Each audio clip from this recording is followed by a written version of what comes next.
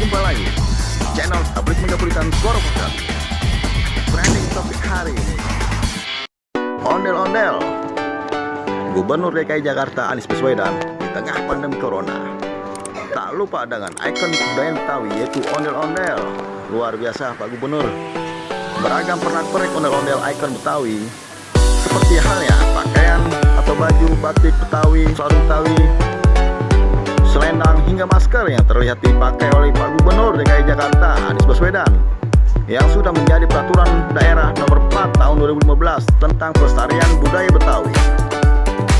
Pemerintah Provinsi DKI Jakarta meluncurkan 8 ikon budaya Betawi sebagai tindak lanjut peraturan daerah nomor 4 tahun 2015 tentang pelestarian budaya Betawi.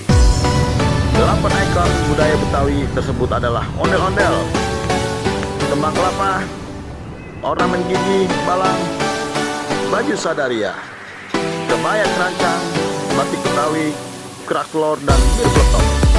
Peraturan daerah ini sendiri sudah diatur teknisnya dalam peraturan Gubernur nomor 229 tahun 2016 tentang penyelenggaraan pelestarian budaya Betawi. Kita luncurkan Pergub nomor 11 tahun 2017 tentang ikon budaya Betawi yang sudah ditetapkan 1 Februari lalu. Ija Sumarsono, Pelaksana Tugas PLT Gubernur DKI Jakarta.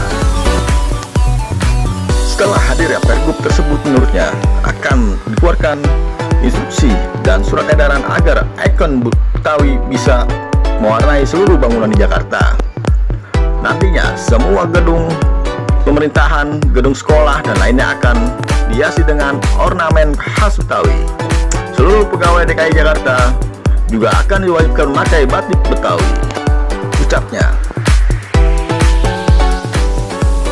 PLT Gubernur DKI Jakarta Sumarsono meresmikan 8 ikon budaya Betawi di Balai Kota Jakarta Minggu. 8 ikon budaya Betawi tersebut adalah ondel-ondel, kembang kelapa, ornamen gigi balang, baju sadaria, kebaya, kerancang, batik Betawi, kerak telur, dan bir peletok.